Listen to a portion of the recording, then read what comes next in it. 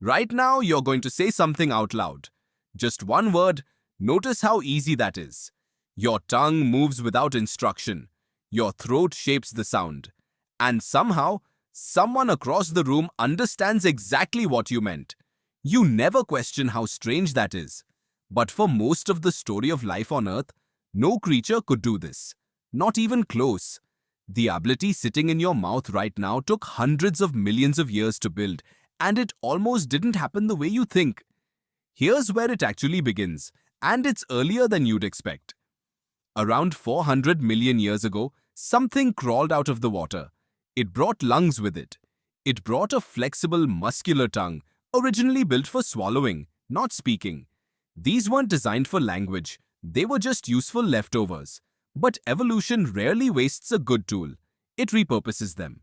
Fast forward to roughly 3 million years ago, and you find one of the strangest clues in this entire story hiding in a single bone in your throat. It's called the hyoid, a small U-shaped bone that floats free, unconnected to any other bone in your body, holding your tongue and voice box in place.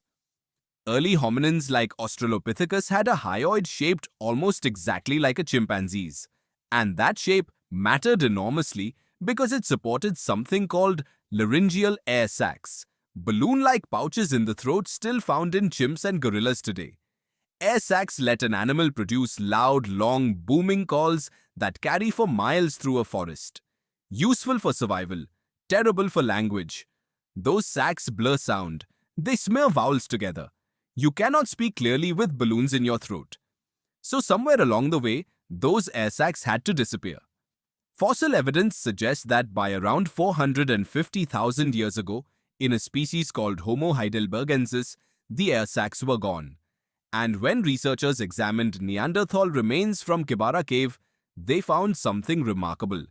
Using CT scans on fossilized hyoid bones, paleoanthropologist Baruch Arensberg and his team discovered internal bone structure that matched the wear patterns of modern human muscle usage almost exactly.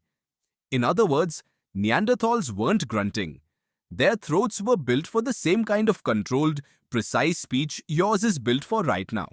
But a clear throat alone doesn't guarantee clear speech. There's a second measurement that matters just as much, and it's almost architectural. In an adult human, the horizontal part of your vocal tract, running along the roof of your mouth, and the vertical part, running down your throat, sit in a nearly perfect 1-to-1 ratio. That balance is what allows you to produce the three vowel sounds found in nearly every language on Earth: the open ah, the tight e, the rounded oo. Reconstructions of Homo heidelbergensis and Neanderthal throats suggest their proportions resembled those of a modern 10-year-old child, close enough to produce distinct, recognizable vowels. Not a full adult range, but unmistakably on the way there. And it wasn't only the mouth that had to change, the ear had to change too. Human language depends heavily on consonants, the T's, K's, F's, and S's that carry enormous amounts of information in tiny bursts of high-frequency sound. Most primate calls don't operate in that frequency range at all. But when scientists studied the fossilized ear canals and the three tiny bones of the middle ear, the malleus, incus, and stapes, in Homo erectus, Homo heidelbergensis, and Neanderthals, they found a slow drift away from the frequency range tuned for typical mammal calls and toward the higher frequencies needed to distinguish consonants. Your ancestors weren't just learning to produce more complex sound, their bodies were quietly rebuilding themselves to detect it. So the hardware, the throat, the tongue, the ears, was assembling itself piece by piece over hundreds of thousands of years. But hardware needs software, and this is where the story turns toward the brain. In the 1990s, researchers studying a British family with an inherited speech disorder traced the problem to a single gene, FOXP2. Versions of this gene exist across fish, birds, and most mammals.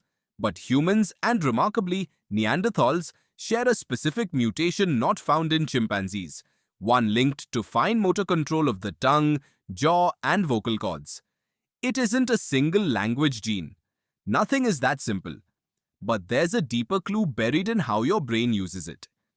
Neuroscientific research has found that the same neural circuits involved in complex, multi-step stone tool production, the kind of sequenced, planned hand-eye coordination needed to nap a blade, overlap closely with the circuits used to sequence words into grammatical sentences.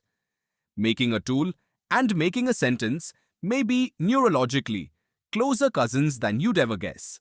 Which raises the real question: why did any of this need to happen at all? Why sound instead of gesture? Why words instead of silence? There are competing answers, and none of them cancel each other out. One theory suggests that speech didn't start as sound at all. It started as gesture, hand movement, and facial expression, slowly shifting toward vocalization once early humans needed their hands free for carrying food, making tools, and holding infants. Another theory, sometimes called the identity theory, points to something almost tender. Personal ornaments, body paint, and early art appear in the archaeological record as physical markers of group identity, of who belongs where. And in the ocean, whales are known to use unique signature whistles, functioning almost like individual names. It's possible the very first human words weren't verbs or nouns for objects in the world. They may have been names, labels for people, a way of saying, "This is you, and you belong to us." But the theory that ties it together most convincingly comes from anthropologist Robin Dunbar. Dunbar studied primate social groups and noticed a hard limit. Grooming, the physical one-on-one act of picking through fur, builds trust and loyalty among primates, but it doesn't scale. A chimpanzee can only groom one companion at a time. As early human groups grew past roughly 50 members, physical grooming alone could no longer maintain every relationship. Dunbar's answer is elegant. Vocal language became a form of grooming that could reach many people simultaneously. Gossip, storytelling, casual banter, all of it functioning as social glue, while hands stayed free to work. Language, in this light, wasn't invented to describe the world. It was invented to hold a growing, fragile society together. And once sound carried meaning, one more piece had to click into place, arguably the strangest one of all. Linguist Noam Chomsky proposed that humans are born with an innate, hardwired capacity for grammar itself, a kind of neurological template waiting to be activated by exposure to language, any language. If Chomsky is right, you didn't just inherit words from your ancestors. You inherited the underlying architecture that makes structured language possible at all, present in your brain before you ever spoke your first sentence. By around 135,000 years ago, the archaeological and fossil evidence converges. Complex linguistic capacity was almost certainly in place. And here's a detail worth sitting with. In parts of southern and eastern Africa, some populations still speak Khoisan languages, built around click consonants, sounds linguists consider among the oldest surviving structures in human speech. When you hear a click language today, you may be hearing an echo of one of the earliest sound systems humans ever built.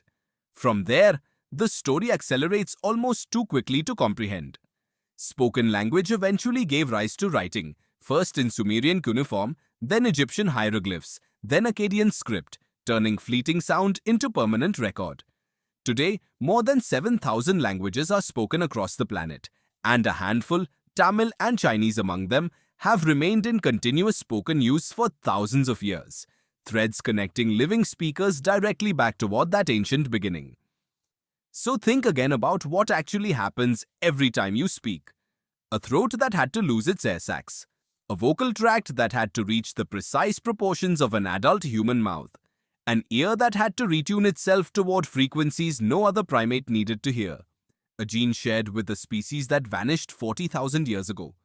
A social need to bond with more people than touch alone could ever reach. And a grammatical instinct, quite possibly, built into your brain before birth. None of that had to happen. Every piece of it could have failed to align. And somewhere in an alternate version of history, your ancestors would still be gesturing silently across a savanna, unable to name each other, unable to gossip, unable to warn one another of danger with anything more than a grunt. Instead, all of it aligned. And it built you. Right now, you're going to say something out loud. Just one word. And this time, you'll know it's not simple at all.